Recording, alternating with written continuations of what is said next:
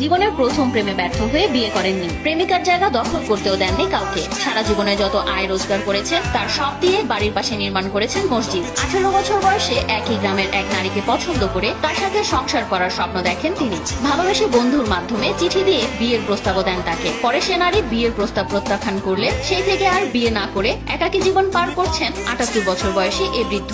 যুবক বয়সে জীবনের প্রথম প্রেমে ব্যর্থ হওয়ায় বুক ভরা কষ্ট নিয়ে হাতে শুধু রেডিও ক্যাসেট নিয়ে ঘর থেকে বেরিয়ে যান গুলজার। এখন এই রেডিও ক্যাসেট ছাড়া যেন তার আর আপন বলতে কিছুই নেই। প্রেমিকার কথা মনে পড়লেই পুরাতন জরাজীর্ণ রেডিওটির অ্যান্টেনা নেড়ে ছেড়ে বিরহের গান শোনেন গুলজার। বিরহের গানটা তো সবাই ভালো লাগে, বিশেষ করে যারা সংসার ত্যাগী, জীবন যাদের দুঃখে গড়া তারা তো দুঃখকেই ভালো।